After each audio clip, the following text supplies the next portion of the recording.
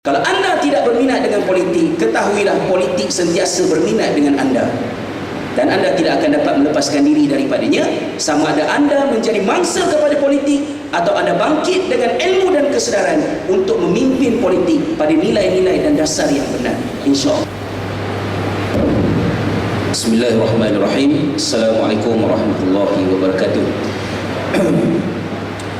Bila kita membuat penafsiran tentang bagaimanakah keadaan orang Melayu di satu ketika, mungkin kita kena buka sikit ruang untuk mempertimbangkan bahawa Melayu di satu ketika dahulu mungkin tidak seperti yang kita gambarkan. Sebab kajian-kajian menunjukkan pertamanya bahawa hubungan orang di kawasan Kepulauan Melayu dengan tamadun-tamadun Mesir Purba telah wujud semenjak daripada zaman Firaun. Ya. Malah kalau lebih penting lagi, kita kata bahan-bahan sejarah dalam bahasa Portugis, dalam bahasa Belanda, dalam bahasa Siam yang merakamkan sejarah kita orang Melayu masih belum dikaji. Dan bila kita galakkan orang Melayu belajar bahasa Belanda untuk mengkaji ni, akhirnya dia buka travel agent, so dia tak serve the purpose lah kan. Jadi ada banyak lagi benda yang mungkin kita nak kena korek. Dan itu satu topik. Okey, tak apalah, yalah. Saya dapat soalan tak best pasal ketuanan Melayu ni kan. Bukan salah, maknanya nak bincang benda ni. Sebab senang je saya, kalau dia ikut mudah lah, kalau betul nak pertahankan Melayu, undilah parti yang paling ramai orang Melayu dalam tu, hampir 100% ahlinya orang Melayu, undilah PAS kan. Ya, dah tentu je Melayu akan selesai isu dia. Tapi oleh kerana politik kita politik matang, maka matang ni mesti berbalik kepada asas ilmu. So nak menjawab kepada persoalan ini, saya bawakan perbandingan kaum lain. Ya, kaum lain. Kita ambil contoh yang pertamanya ialah ketuanan Turki. Ya, ketuanan Turki. Pada tahun 1804, seorang ulama Tatar bernama Kursavi telah mengasaskan satu gerakan yang disebut sebagai gerakan Jadid. Nah ya, kalau dalam bahasa Melayu dia kaum muda lah, senang cerita dia. Seruan dia ialah kepada supaya umat Islam bangkit dengan mengembalikan keupayaan berfikir. Jadi bukan lagi belajar agama secara tradisional, secara hafalan, kerana itu dilihat memundurkan umat. Ini cerita tahun 1804. Dan seruan itu adalah seruan yang kita jumpa daripada satu zaman ke satu zaman. Zaman kurun ke-16 ada, zaman Imam Ahmad bin Hanbal ada, zaman Syekhul Islam Ibn Taymiyah ada, zaman Imam Ghazali ada, zaman Ibn Tufail di Andalus ada. Seruan yang sama. Seruan ini asalnya baik. Gerakan Jadid telah mendapat sokongan yang banyak, terutamanya daripada generasi muda.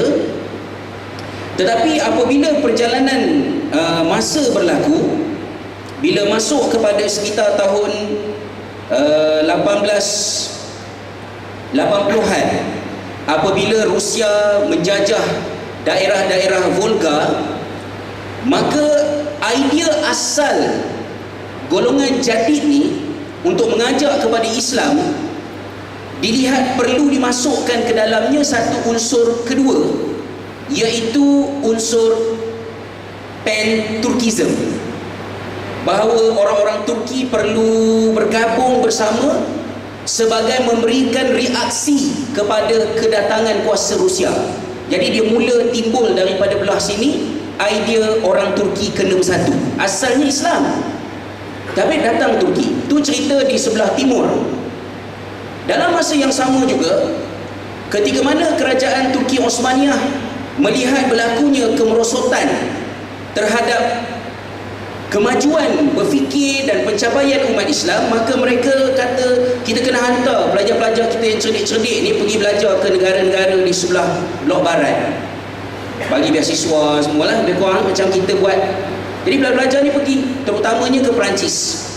Dan bila mereka berada di Perancis, anak-anak muda ini bukan sekadar belajar sains dan teknologi, tetapi dalam masa yang sama juga mereka memerhatikan perkembangan politik semasa.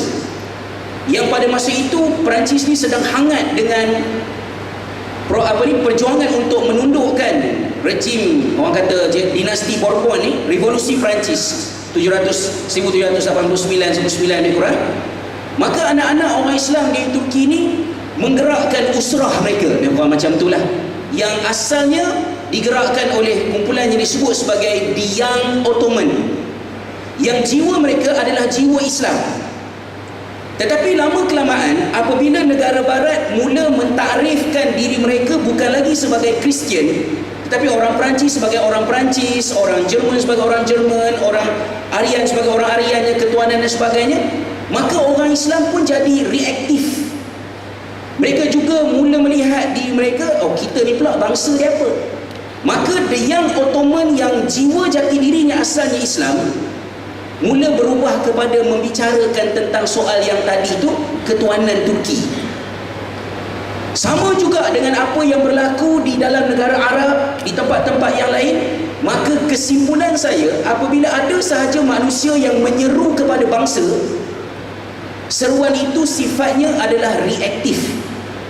Dia bukan sesuatu yang mempunyai asalah, ketulinan asas dia. Dan benda-benda yang bersifat reaktif ni biasanya dia tidak dapat berdiri kukuh sebagai asas perjuangan. Dan bila kita patah balik kepada sejarah yang panjang, kita dapati bahawa tidak pernah ada satu bangsa yang dapat mempertahankan kebangsaannya kecuali apabila dia kembali kepada pencipta bangsa itu, iaitu Tuhannya.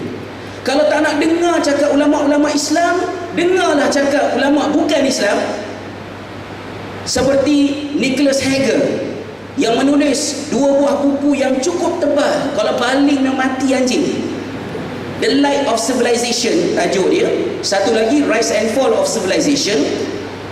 Nicholas Hegel menyenaraikan semua tamadun manusia daripada awal sampailah kepada zaman moden ni, dan dia membuat kesimpulan bahawa satu-satu tamadun, satu-satu bangsa hanya akan bertahan selagi mana mereka patuh kepada cahaya tamadun tadi. Itu istilah dia lah.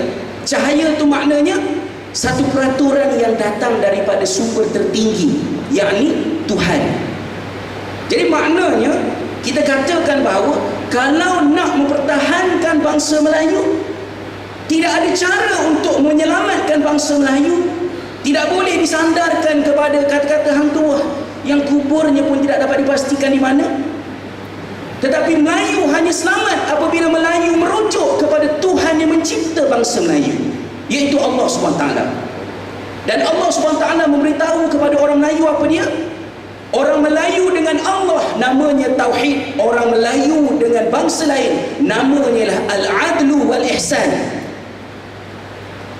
Maka komitmennya ialah kepada Tauhid dan Hablum minallah, dan kepada manusia adalah dengan menegakkan keadilan dan ihsan. Macam mana kita nak membicarakan tentang soal ketuanan bangsa ketika satu bangsa ditipu oleh bangsanya sendiri? Yang menipu Melayu bukan Cina, yang menipu Melayu bukan India, yang menipu Melayu adalah Melayu, yang menipu Cina adalah Cina, yang menipu Hindu adalah Hindu. Maafkan saya, adalah India, yang menipu India adalah orang India. Persamaan mereka ni itu adalah India, Cina, Melayu. Yang menipu Melayu, Cina dan India adalah Melayu, Cina dan India yang berada dalam tentera Ahzab yang diterjemahkan dalam bahasa Melayu namanya Barisan Nasional. Itu je. Tak harap tidaklah dikatakan politik tidak matang pula kalau sebut macam ni kan. Tapi poin saya ialah perlu ada asas yang betul untuk diajak kepada kesatuan. Dan orang-orang Melayu itu mencipta ketamadunan mereka kerana mereka telah menerima rahmat daripada Islam. Maka sifirnya ialah pergi kepada Islam, bukan panggil Islam datang kepada Melayu.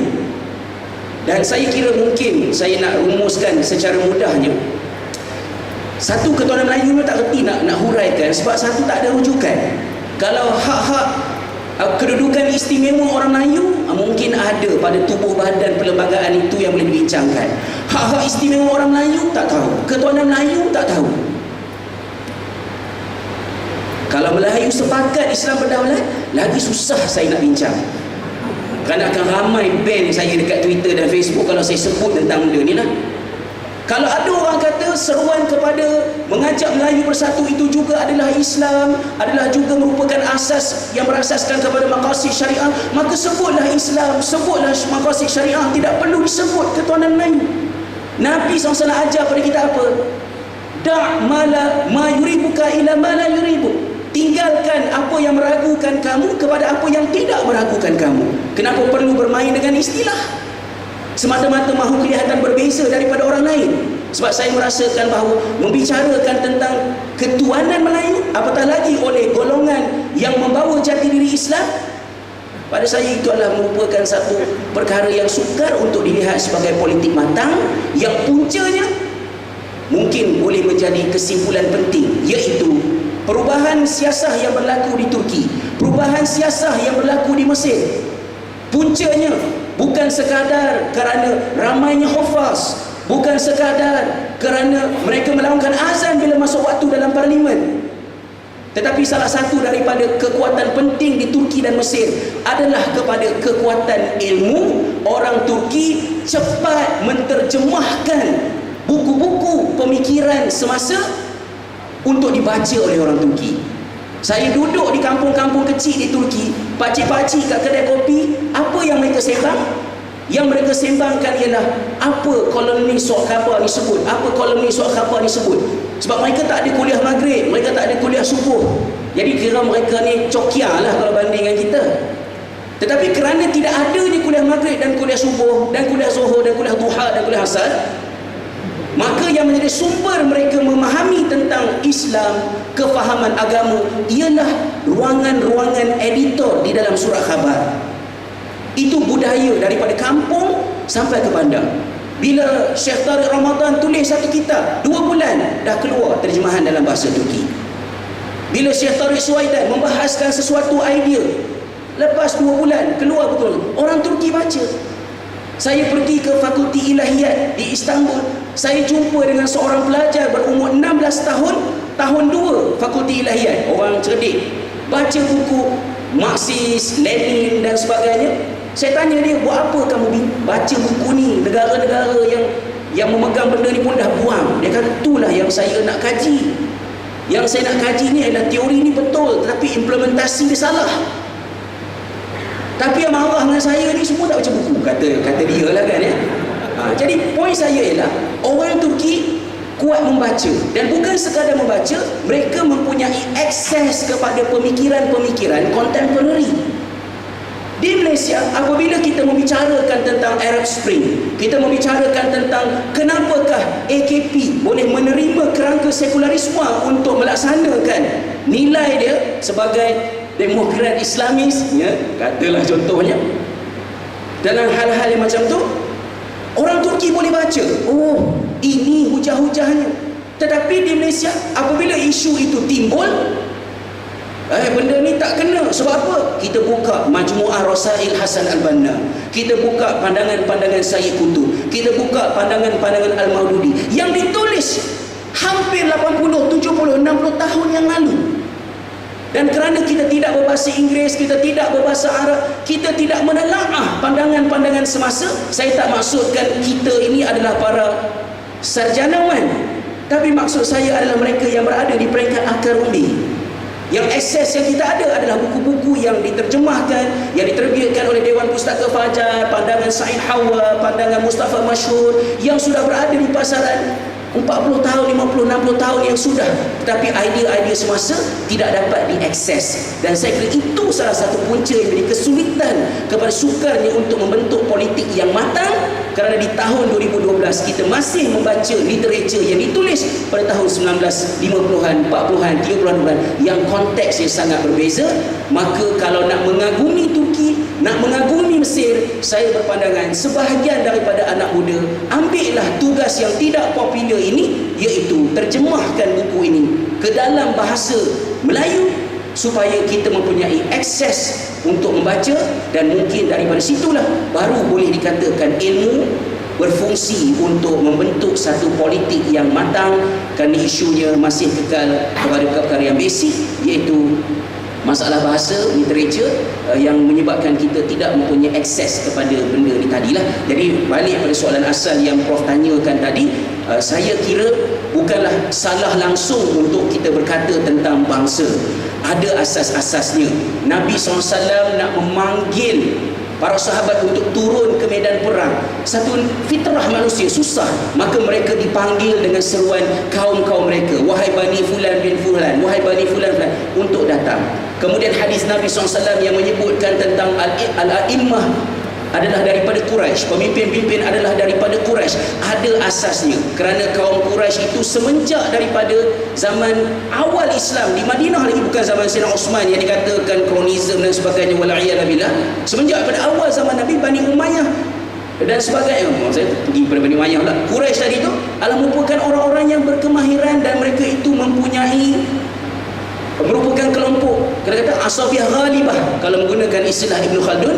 Bukan kerana mereka itu Quraisy, tetapi kerana mereka adalah kelompok ramai yang mempunyai keupayaan untuk menyatukan manusia, tetapi tidak pernah dijadikan kebangsaan bangsa itu sebagai asas perjuangan. Dan ini sangat penting untuk kita pegang, sebab bila kita serukan seruan ini, kita sedang mencuri umur anak muda, kita sedang mencuri tenaga anak muda, kita sedang mencuri masa anak muda. Jangan sia-siakan anak muda kita dengan satu agenda yang kita sendiri tidak dapat menjelaskannya, kerana itu merupakan satu kerugian yang kita perlu jawab daripada Allah Ta'ala.